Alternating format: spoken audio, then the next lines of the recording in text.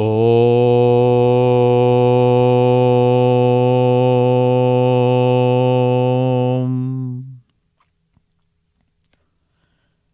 Narayanam Namaskritya Naram Chaiva Narottamam Devim Saraswatim Chaiva Tato Jayam Udirayet Vyasaya Vishnurupaya Vyasarupaya Vishnave Namo Vai Brahmaniteye Vasishtaya Namo Namaha. Let's bow our heads in reverence and thanking for the wonderful guidance of Vyasa Maharishi to guide us through this discussion. It is only because of his grace that today's discussion will be able to think in a certain direction. There was a question right at the outset when we had kept the title Choose Krishna even if for wrong reasons. A gentleman came, asked the question, why everything is Krishna, why do we need even a title, why do we need this? And I requested him to stay to listen, and looks like he already left. So when we have a mindset that doesn't even hold a concentration for 30 seconds, then we are talking about a very deep esoteric topic which requires a little bit of mental focus. See, Krishna is dear to most people in this wonderful land, and even abroad, if you see, there are a lot of Krishna Bhaktas. We have ISKCON and so many other organizations that have taken Krishna Bhakti to around the world. Who will not fall in love with the divine qualities of Krishna? You may choose to adore him in the form of a little mischievous lad in Vrindavan, or like Parthasarathi as a Vishwaguru, or however our vasanas are going to pull in a certain direction. We can approach him through Jnana Marga, through Bhakti, through Dhyana, or like Krishna says, you don't have to do all those complicated things. You can just offer him with a clean heart. Like in Gita he says, Patram Pushpam Palam Toyam Yome Bhaktya Prayachati Tadaham Bhaktya Upaharhitam Ashnami Prayatatmanaha. Basically what he is saying is, you give me a patram, one leaf, like tulasi or whatever, right? You give him a leaf, some pushpam, some flower, any fruit, water, just one drop of water, like one udrini of water. Even if you give that, he accepts your bhakti and whatever you are offering completely. But here, today we are going to take a different direction. That you don't even have to approach Bhagawan with bhakti or with that pure heart, what you are talking about, what Krishna is telling. Krishna is so graceful that even for people not following those conditions, he has given the blessing. In Ramavatara, when Vibhishana wanted to do Saranagati, the Vanaras said, no, we can't accept this fellow. He is the brother of the enemy. How can you accept him. So Rama says, Vibhishano va Sugriva yadi va Ravana swayam. If it doesn't matter to him whether it is Vibhishana or Sugriva or whether it is Ravana, when it comes to Saranagati, anybody's Saranagati you would accept.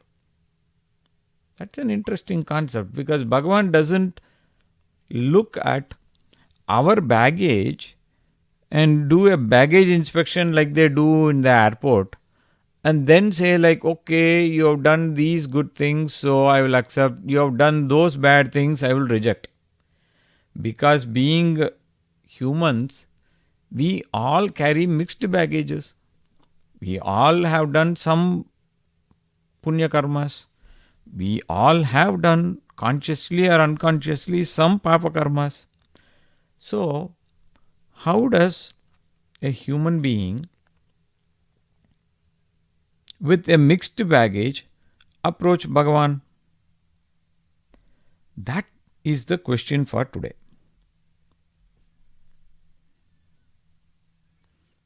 So, let's look at some stories and instances because we are in the process of understanding through Itihasa Puranas. See, Itihasa Puranas, many times people think Itihasa Purana value less. But in Mahabharata itself, there is an important Vakya for us.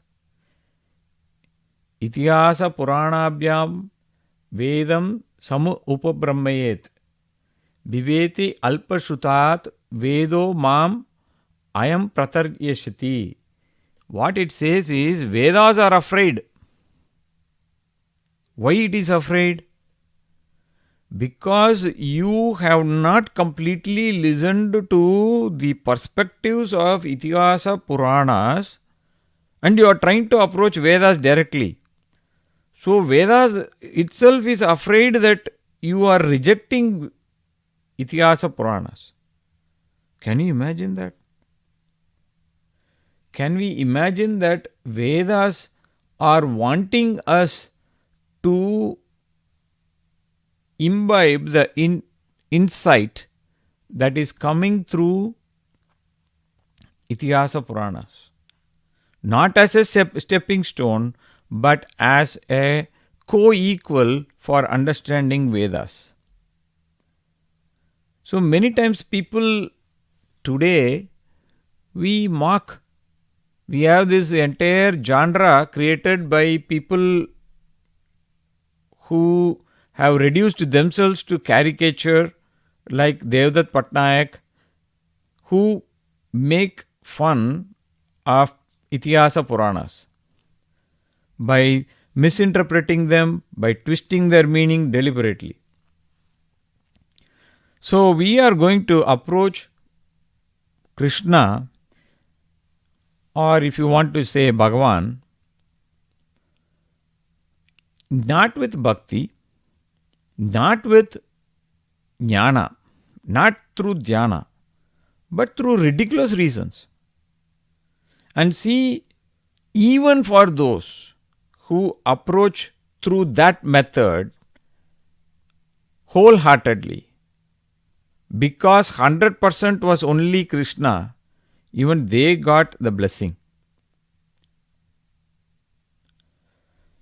So the plot moves very quickly through the different instances of Krishna's life. And we are going to look through many instances, not one or two, but many instances where Krishna has accepted anyone approaching him through any channel. Let's take the example of Putana. As soon as Kamsa came to know about the birth of Bhagavan Sri Krishna, he sends his first assassin, a specialist of sorts, who specialized in killing babies. Then imagine the super specialization she has done. She catches hold of these infants, couple of days old, and she feeds them a deadly poison. That was the service she offered, if you want to call that one. She used her deception and her charm to trick the simple minded villagers, narrowed down on Krishna, and the baby woke up and was very hungry. You know, that's what babies do, right? Any mom will vouch for that. Babies sleep, they wake up hungry, they have some meal, they go back to sleep. Maybe mom changes the diaper or whatever. That's it. That's all they do. The newborn infants, that's all they do. Again and again and again. Same way Krishna woke up, and here she was, a lady who was offering her bosom filled with deadly poison. But no milk. The poor baby suckled, and it tried to think that, okay, mom is feeding me, but there is no milk. What will I do? Maybe I have to try harder. So when it tried harder, her prana left. So even for such a person whose heart was filled with evil, Bhagavan gave moksha. We don't say Krishna killed Putana. We say Krishna gave moksha to Putana. So it is very important to understand that a person filled with malice, offering only poison, how did she get into moksha? Because when she offered all her body, mind, and whatever what you can call as intellect or lack thereof for her case, completely to Krishna. She did not have any distraction. She did not have any deviation. She had one focus, feed this baby, and she did. So Krishna said, if somebody can give me so much focus, I'll give them moksha. Now let's look at another story. Kamsa, we all know the evil mama of Krishna. He was so crazy that he even put his father Ugrasena in jail. He put his sister like Devaki and her husband Vasudeva in jail. He was living a life of fear, completely dominated by fear. His mind was only thinking about Krishna, and ever since he heard the word Krishna and the Ashariri said he will meet his fate at the hands of Krishna. So imagine, so probably they for 10 years, how many children? Krishna was the eighth, right? Eighth child. So let's take like at least 8 years, right? At least 8 years. And then he also had a situation where Krishna was probably another 9 years, something like that. So probably like around 17 to 20 years, all he did was live a life of fear, and fear became a vehicle for him to reach Krishna. So even Kamsa got moksha. Now, I might want to caution and double caution everyone who is listening to this. It is not a promotion that you should take the path of these evil people. Don't misunderstand and say that, okay, I will follow Kamsa, I will do all bad things. No. That is not the message, and that is not the destiny where we will go. We will see what happens if we copy these bad people in another day when we study yet another Krishna's Leelas? Now there is another character. We all know this character, Shishupala. He was another cousin of Krishna. Right from the day he was born, he was disliking Krishna. He would speak bad about Krishna. He would look at people who are anti-Krishna and he will join hands with them. So thus what he did, he went to Jarasandha, who was the father-in-law of Kamsa, and told, I am available for your service. Now this Jarasandha is not a normal character. 17 times he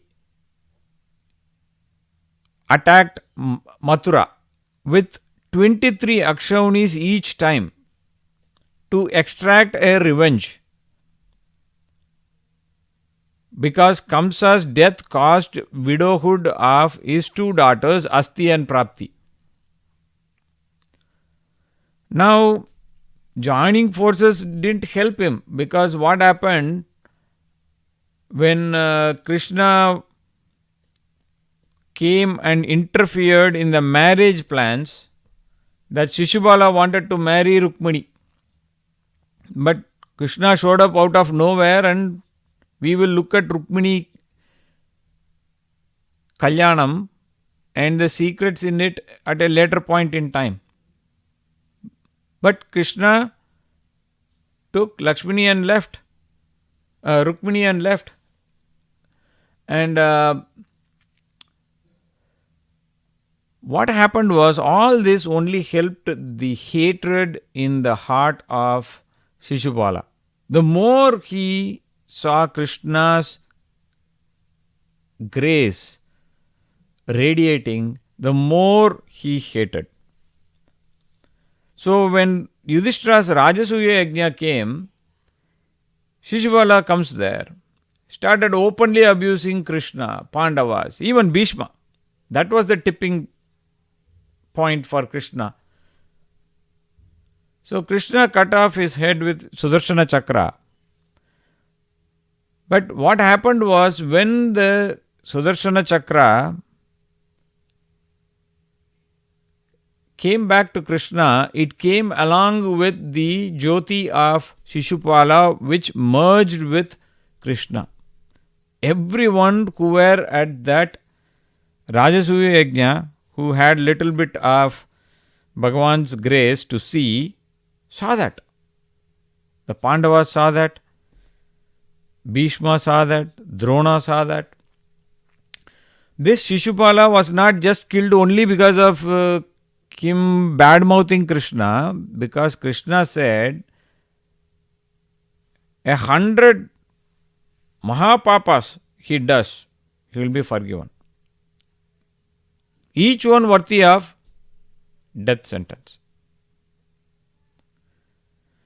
So here Shishupala looked at Krishna only from the perspective of hate, and still he was able to merge with Krishna because he had 100% of the focus only on Krishna.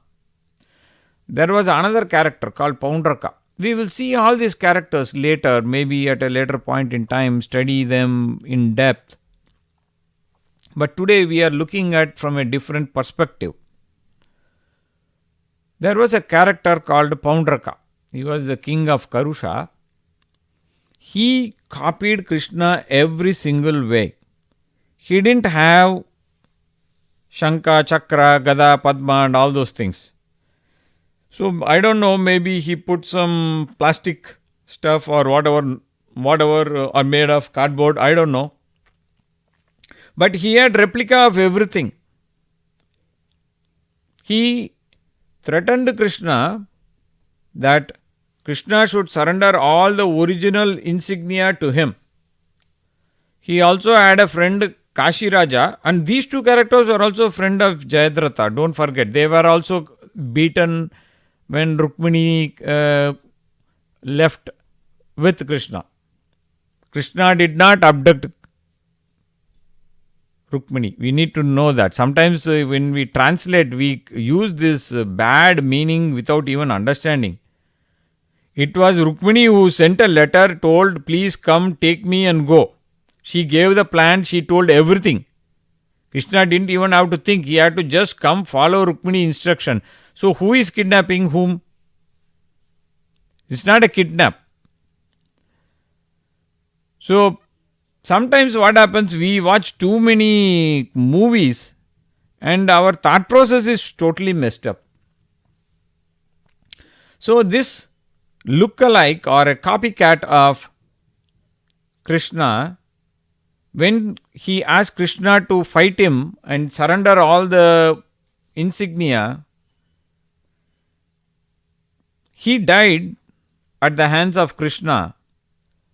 But even though he spent a life of deception, living only like a fake Krishna, he goes to Vaikuntha. That is not the fate of Kashi Raja. Obviously, that fellow went to Naraka. So, that is why we don't want to be the Kashi Raja trying to follow the bad path. I already cautioned that these are all examples to help us uplift and focus on Bhagawan the right way. Now, what happens? Bhagawan or any perception of Bhagavan or whatever we understand as Bhagavan is only through the prism of our vasanas.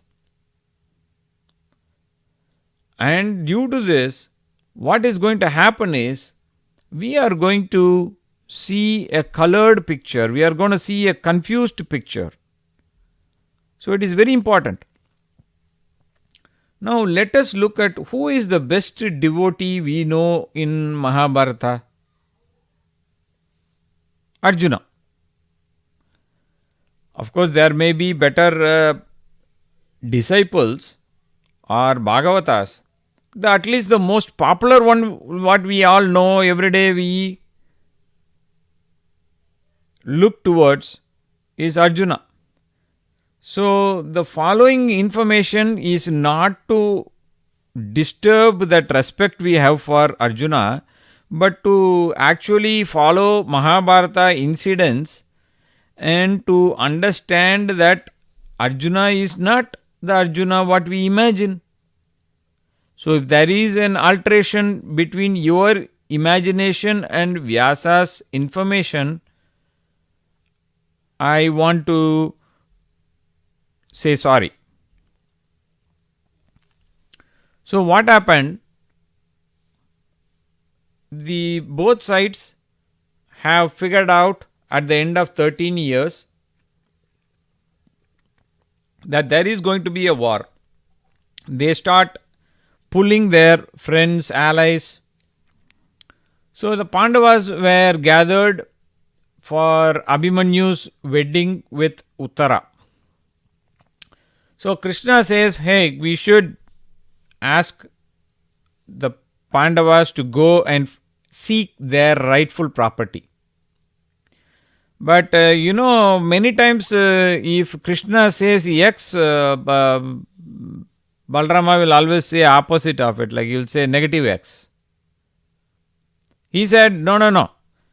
Yudhishthira only did all the blame, so how dare? Gone is gone. So you can't ask war and all.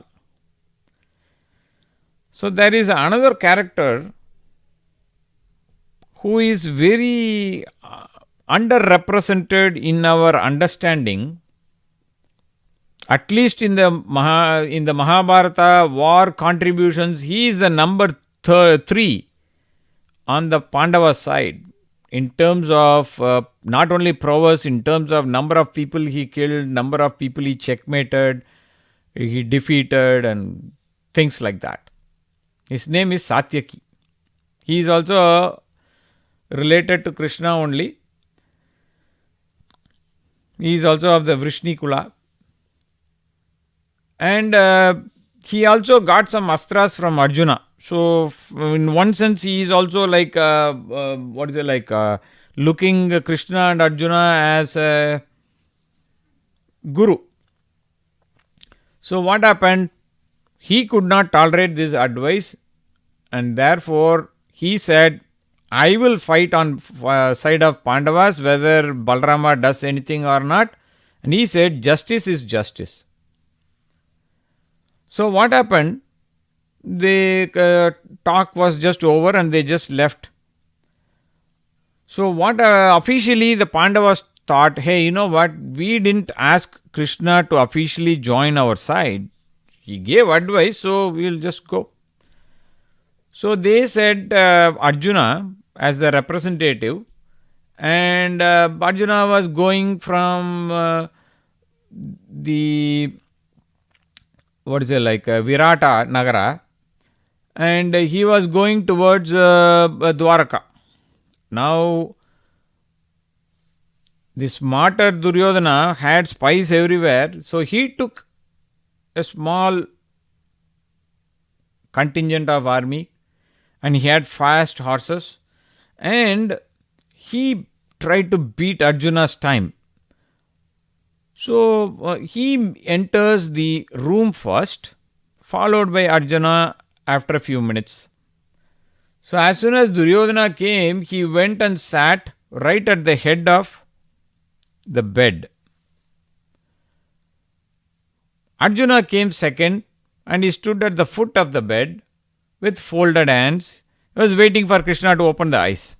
Now, this is all Yoga Nidra for Krishna. He knows what is happening, as if like we need somebody to tell. So, what Krishna did was, he said, hey, Arjuna, welcome. What happened? What's the reason you come here? Is everything okay? What not? Duryodhana said like, hey, I am also here, buddy. And he said, now that there is going to be a war, you have to support me. He didn't ask for anything else. He said like, I came first, so I need the support. Krishna said, okay, I will support. I think you are making sense, Duryodhana. But I opened and saw Arjuna only first. So he also gets some support. So since both of you are there, I will give both people support. Now Duryodhana got confused, like how can he support both sides? So Krishna said, you know what? Since between the two of you Arjuna is younger, he gets the first pick. And he said like on one side there are thousands of Gopa warriors. He called them Narayani Sena. He said they were equal to Krishna in Tejas. On the other side, Krishna said, hey, I will be there. Ayudhyamana sangrame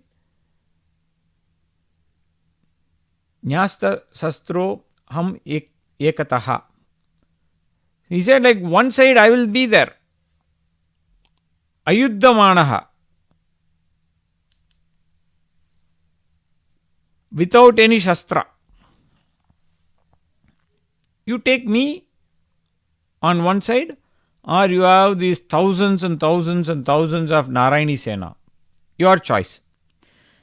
Now the interesting thing here is, the question was thrown to Arjuna and it was a loaded dice.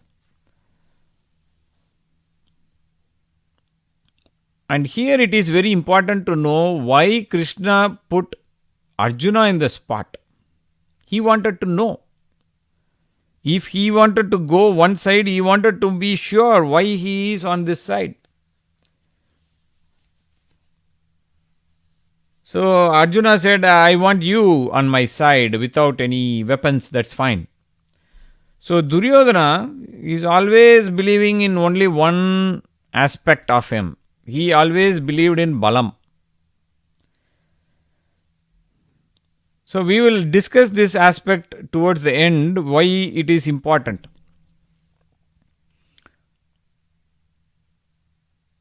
So Duryodhana was happy that he got the Narayani Sena. Then he went to Balarama, he said, Balarama, come to my side. He asked like, who is on your side? Krishna is fighting on the opposite side. He said, like, you know what, you should have come to me first. Now Krishna is on the opposite side. How can I fight against Krishna? That is impossible for me. Right? If Duryodhana was tactful, he would have done that. But the brain was not that much smart, right? And then he went to Kritavarman, who was also a Yadava warrior, and he said, I will give you one Akshauni Sena because you asked me first. If Arjuna had gone there first, he would have also gotten that. He would have probably gotten Kritavarma on his side with an Akshauni. But unfortunately, and remember, Kritavarma is one of the three people who survived the war on the Kaurava side. Ashwatthama, Kripa and Kritavarma. So this Kritavarma is a very powerful guy. But unfortunately, or fortunately, Krishna and Arjuna were too busy having conversation.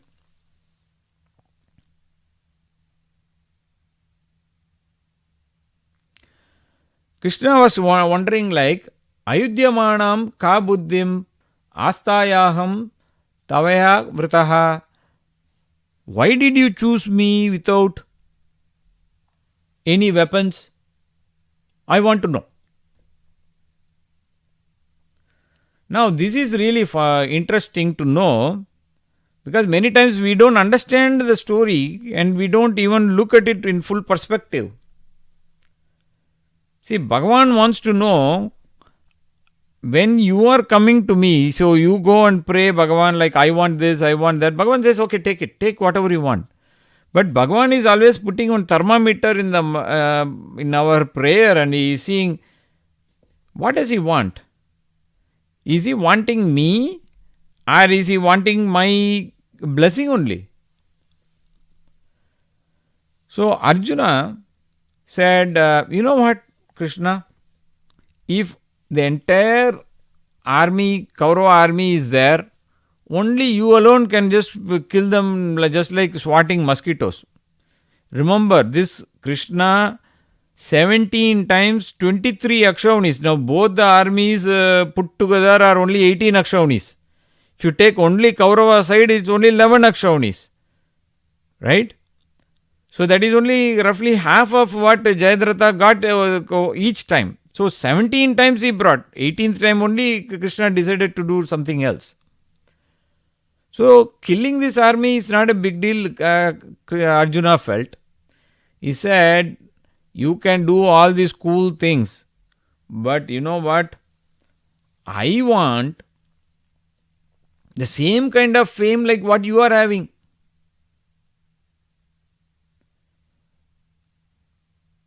Bhavamstu kirtimam loke.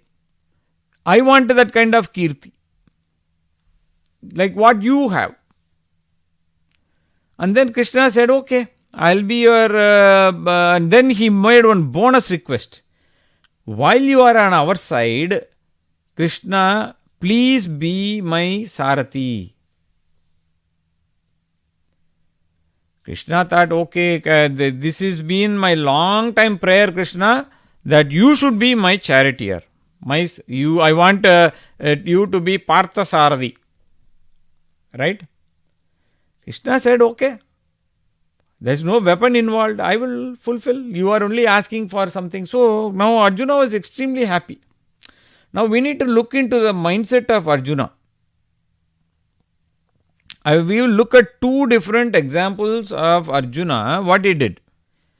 To highlight the fact that Arjuna's focus was only on fame, not even on Krishna coming to his side and all those things. They were just coincidental. He wanted Krishna on his side. Krishna wanted to be on the side of Dharma. That is what Gandhari also blessed Duryodhana. When he asked to give me victory, she said, hey, you know what, wherever yatra dharma, tatra jaya. Wherever there is dharma, let there be victory. In fact, Krishna uses that one line again and again and again to protect the Pandavas from the anger of Gandhari after the war is over. He keeps saying like, hey Gandhari, you said that, you said that. But he used it one too many times, or probably, and he saw that, she saw that for all this, the Sutradhari is only Krishna. And she is even frustrated. I can't even curse these Pandavas because they are again protected by this Krishna. Then she realized, you know what, everything is because of this Krishna. Let me curse this Krishna only. So she cursed, after 36 years, Krishna, your entire Vamsa will be gone case. Just like my Vamsa. But anyways, how do we know that Arjuna is only minded on fame, name, and he is playing a different type of game? He may be a bhakta. I am not underestimating or reducing his bhakti towards Krishna. But when he approached Krishna, it was only because of his mind firmly set on collecting some fame. So let's see two instances. Now, again I am cautioning, don't underestimate Arjuna's bhakti for Krishna. Because Krishna himself says amongst the Pandavas that he is Arjuna. So Bhagawan himself says that he is represented as Arjuna.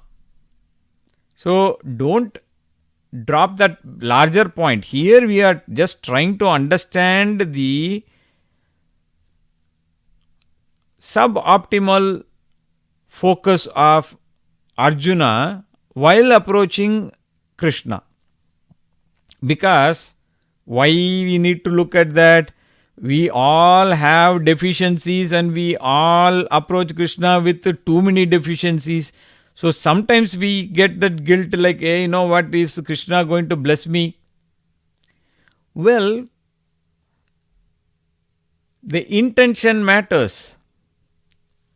So here in the Kandava Dahana Parva, after burning all the Kandava Vana, and the Indra came to the rescue, imagining that there was Takshaka. And since Takshaka was not there, after the fight, he offered as a compromise blessings to both Arjuna and Krishna. Arjuna said, I will go first. He said, please give me all your weapons. And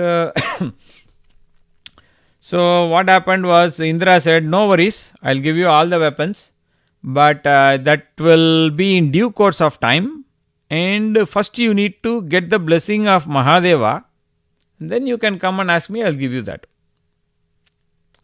So what was the focus of Arjuna? Weapons. Fine, nothing wrong. Absolutely nothing wrong. But what is the focus of Krishna is what we need to see. Krishna said, Vasudevo api jagraha pritim partana shashvatim dadau. Shashvatim, that means permanently give me. Cha tasmai devendrasya varam pritim satada. He said, Indra, please give me this blessing that forever I should have love and friendship with Arjuna. Look at that. If Bhagawan wants to give the love to anyone, who is going to give? No, nobody is going to stop. But another interesting thing is, who is Indra to come and give Bhagawan? Remember when he was 7 years old or something like that, he tried to attack Krishna. So Krishna lifted the Parvata and his pride got humbled. So Indra knows everything about Krishna. He doesn't need anything. But still, this is a question of like a position, like Indra is coming there as a Devendra And at the same time, Indra is also coming there representing a different situation. So Krishna was okay. He was not looking at Indra like I am Bhagawan and you are just Devendra. No, no, no. Krishna was looking like, okay, Devendra, you want to give me a blessing? Give me friendship with Arjuna. And remember, what did Arjuna want? Weapons. He didn't ask for. So here is another principle we will have to come back again. And then in the second last Parva, before Swargarohana Parva, there is a Mahaprasthanika Parva where all the Pandavas are going towards Swarga. They are walking. They all want to have an entry into Swarga with their body. So first Draupadi falls, then Arjuna, Sahadeva, Nakula, and then Arjuna falls. So Bhima, every time one person falls dead, he asks like, hey, why did he didn't come? So Bhima wondered like Arjuna had not even told one lie in a jest. So Yudhishthira said, Arjuna boasted that he would defeat all the enemies in one day. So for a person, remember, Arjuna could have, because he had Pashupatastra, but he never used it. But that vain boasting denied him the entry to Swarga. Then remember what all we are doing every day. Now, let us look at, we have not, again we are trying to say that Arjuna's bhakti is not questioned here, but Arjuna, whenever he looked at Krishna, he looked at like, hey, I also want to be famous like Krishna. I also want to be cool like him. I also want to do things like him. He was not in competition, but he also wanted to be like, I am also wanting to do things. So the interesting thing here is we saw that Krishna, the Paramatma, is all the time trying to help the Jivatma by inventing reasons that I want to come and help you. I want to come and do that. But what we do is we put a huge barrier between us and Bhagavan.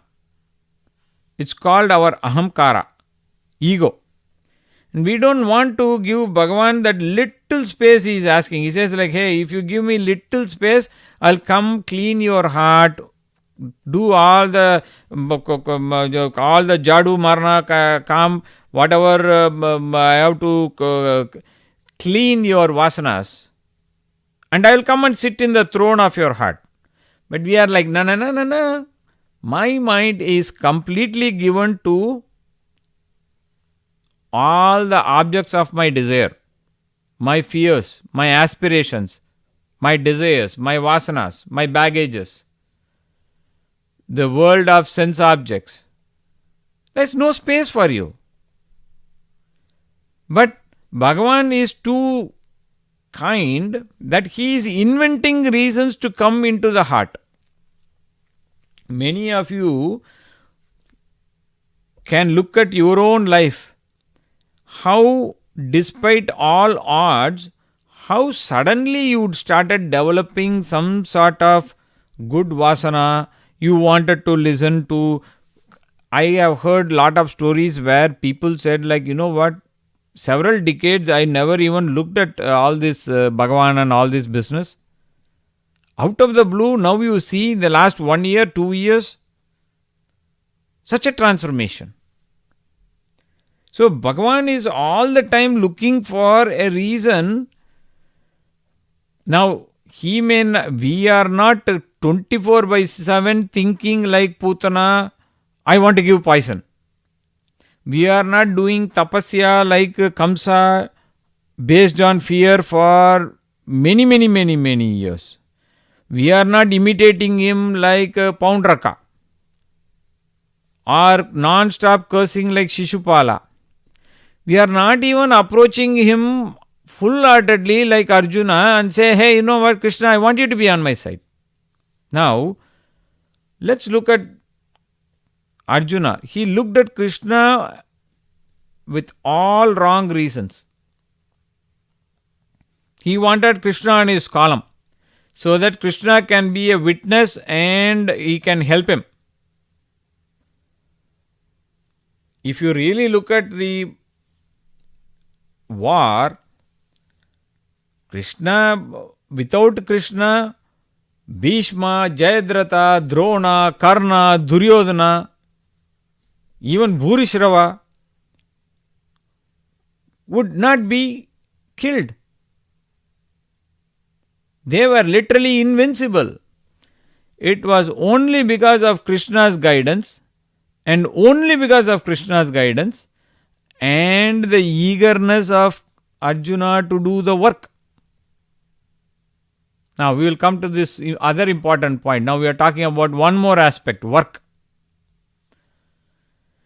See, Arjuna was committed to being on the side of Dharma. That's all he did. And then he said, I will work for my goals. All his desires were selfish and egocentric,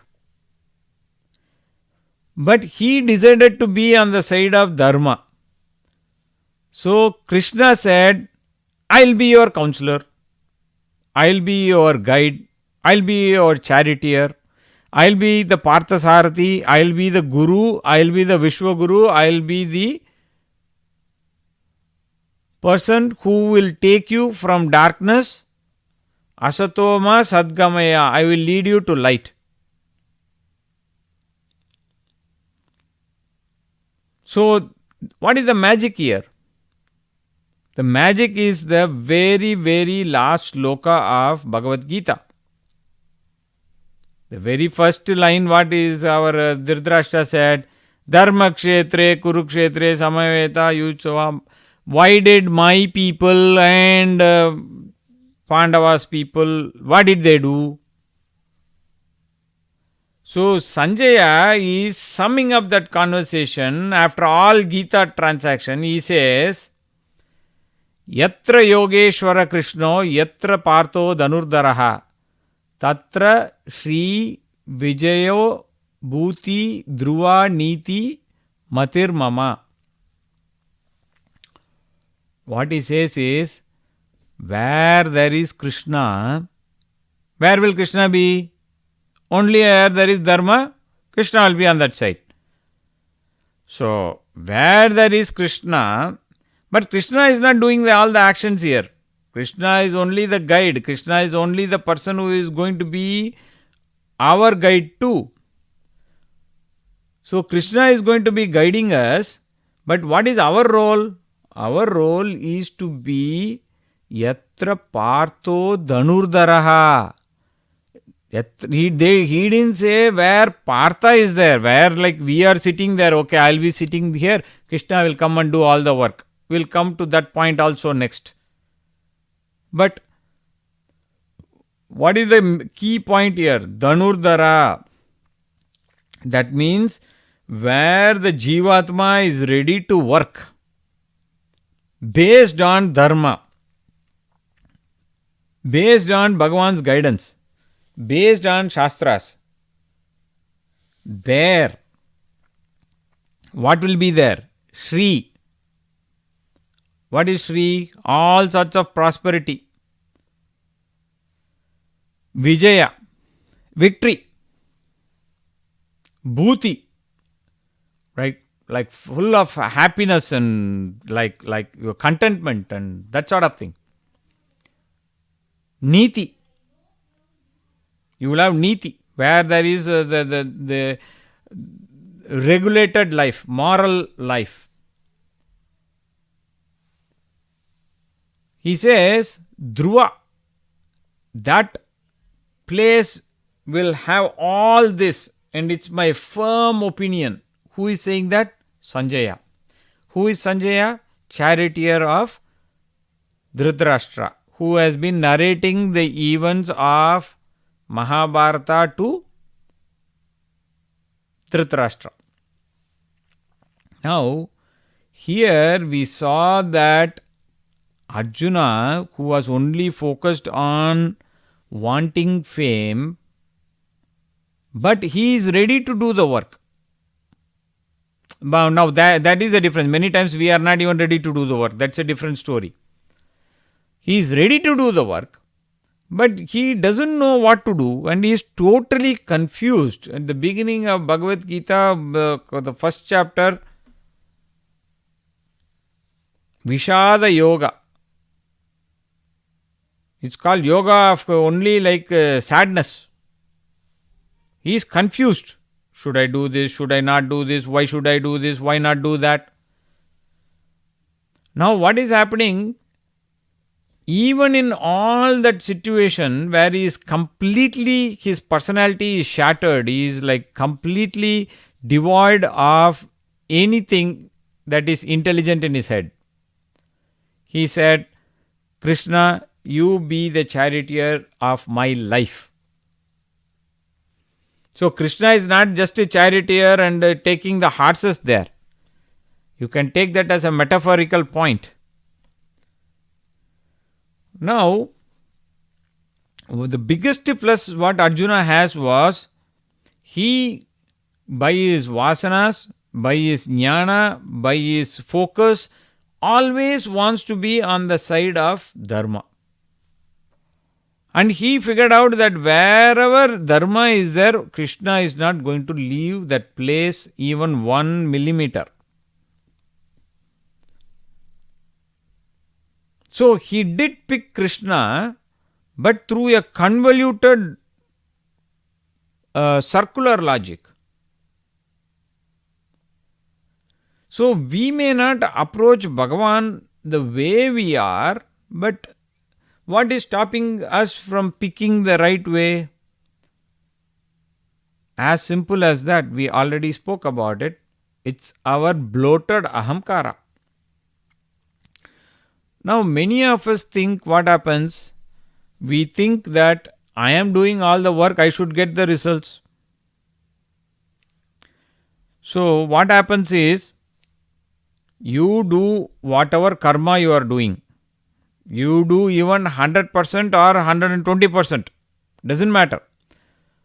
But all the karma you are doing, who gives the karma phala? It is Bhagavan. Who decides when to give?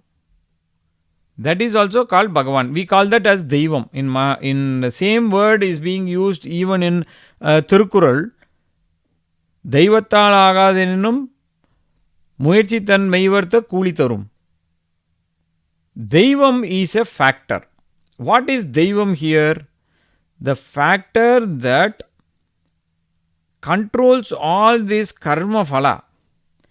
The factor that you have put some deposit in the past, credit or debit, we don't know, papa or punya. At a certain time it matures.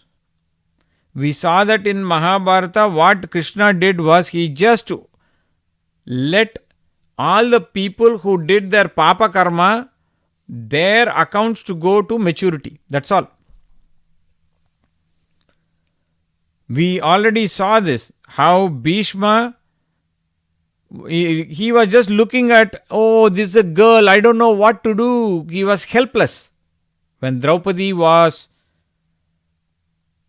distressed in the Sabha, the same helplessness came when Shikandi was occupying the same chariot as Arjuna. He was helpless. He could not send an arrow that side. Drona said a lie to himself. Hey, I am not going to do the role as a guru. Or even for that matter, he is like a father-like figure for Draupadi. He said, no. My role is that to serve my master Dhritarashtra and his son, the dynasty thought process. And what happened? That lie came back as a lie to take his life, as Ashwatthama ataha kunjaraha. So what happened was Bhagavan just let all those papas to fructify. Same thing happened with Karna. Just like he made and created a situation that pushed Draupadi to be helpless, left alone. Same way, all his papas came and took away all his punya phala and left him helpless with a sunken chariot. Few minutes before only he had sent a Brahmastra. Now he can't remember Brahmastra now. So, same thing with Duryodhana. Let's not forget. So, we think our prayatna is important. But there is the other side, another set of people, let's say the first tier kind of people say like, hey, you know what? These people believe in luck. They believe hope is a plan. Having hope is a plan for them. And these are what Kripa calls as fools. Vimuda, according to Kripa. Then the second category of people were Duryodhana, who believes only in their Purushartha. Now this Purushartha is not Dharma, Artha, Kama, Moksha. This Purushartha is just the efforts you do. Now I put my effort, I need my result. I believe in my strength, my power, my whatever I am capable of. You will see a lot of Duryodhana clones all around us in the society. Many of them are our beloved politicians. Now, what Krishna wants us to do is follow the example of Arjuna. That you do your Purushartha, but you also respect the factor of Daivam. You also respect the factor of Bhagawan. And that's exactly what Arjuna did by handing over the reins to Krishna. So, what we saw that all the different methodologies of approaching Krishna will still take us. Even though they are not desirable, what is the most important thing we need to do? First thing is make sure we are always firmly on the column of Dharma. Because Krishna says whenever he comes and protects, he protects the good people. Why? His yardstick is not to protect the good people. His yardstick is, I want to protect Dharma. So whoever is adhering Dharma are protected. Whoever is not adhering Dharma are going to be destroyed. So the bottom line is Dharma. So the most important thing today what we have focused is we all have this barrier which we throw between us and Bhagavan, and we are making Bhagavan do all sorts of circus and navigate his way into our heart. We have put all the trash of our vasanas, all our ahamkara and everything between him and us. We put this barrier.